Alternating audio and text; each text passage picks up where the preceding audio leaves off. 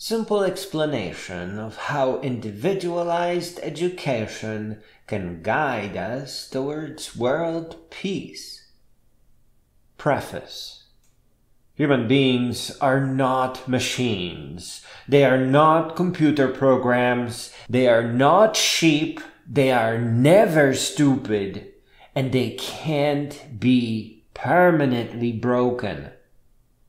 This here is a poem that uses this simple and primitive idea of an operating system to explain something simply.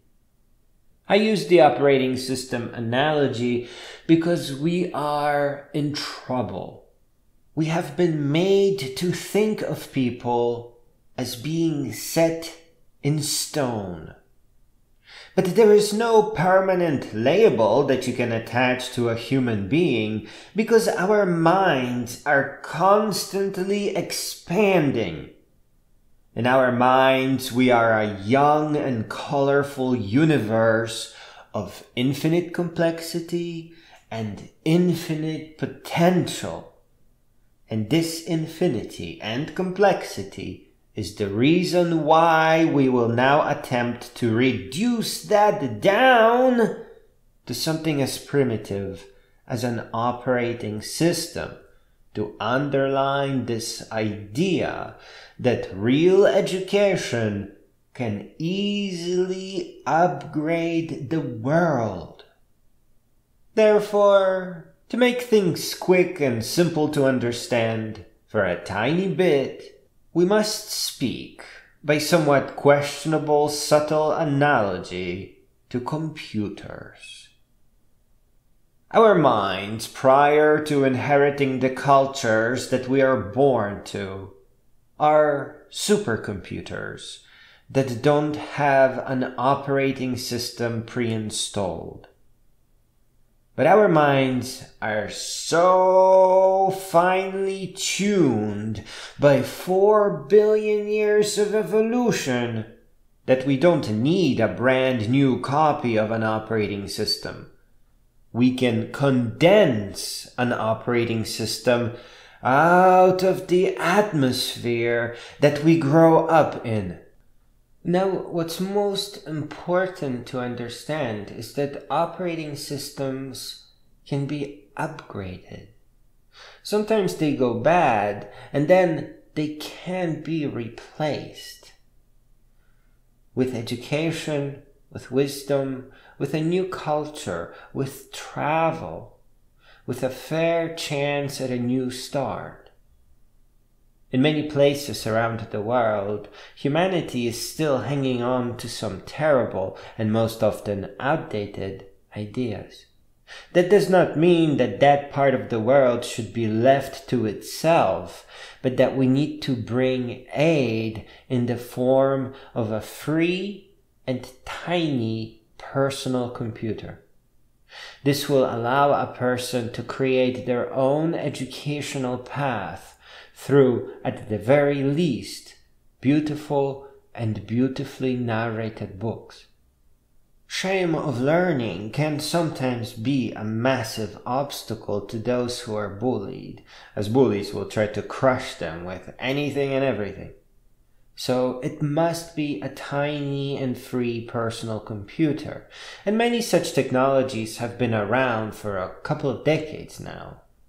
The lectures specifically aimed at bridging and upgrading cultures don't quite yet exist, but a series of well-picked narrated books will do a great job for now. The smartphone represents a new tool in this area because it allows for interactive lectures in a computer that can be carried in a pocket. It does not require an external monitor and keyboard, or even a computer desk.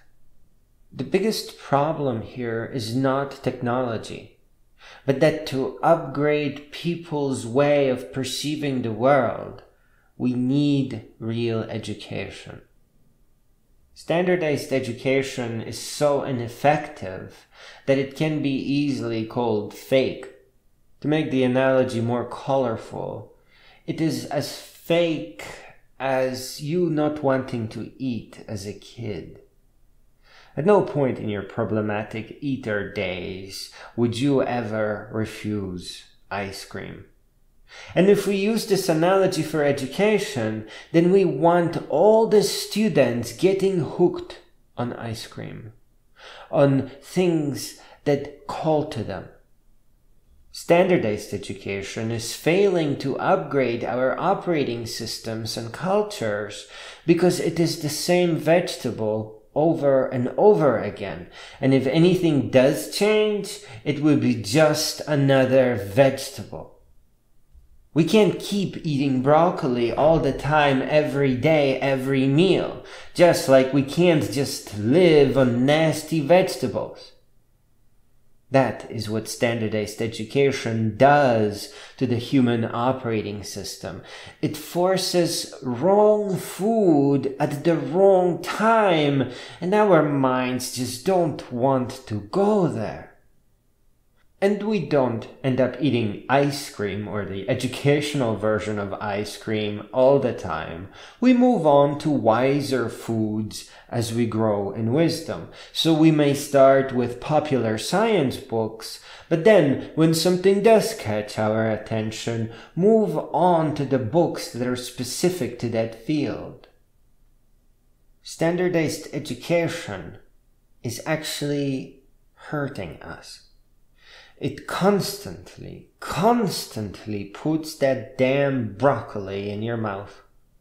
Or to quote Lloyd Blankenship, we've been spoon-fed baby food at school when we hungered for steak. The bits of meat that you did let slip through were pre-chewed and tasteless. Standardized education must be replaced by individualized, computer-driven education. And that's it. That is really all of it.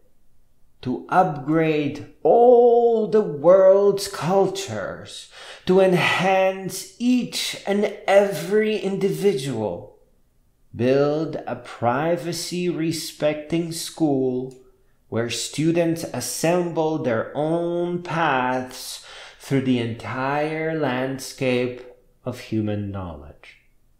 This is a place where everyone, largely anonymously, can solve problems over the internet for money, for a bounty.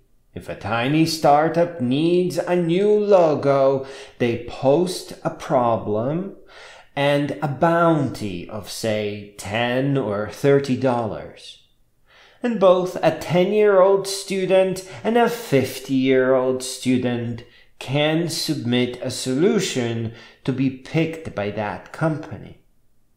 People will be able to see why their work was not picked and study more about art and design and whatever they need to start winning those bounties, to get to that ice cream.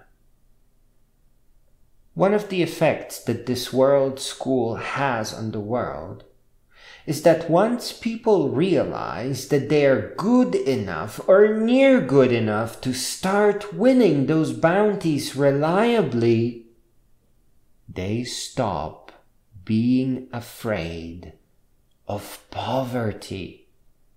And they begin learning for real to better themselves, to rise, to become more powerful and capable. And that is exactly what the analogy of the operating system upgrade or replacement represents. Self-education, taking responsibility for one's own content of character, and rising to no end in sight.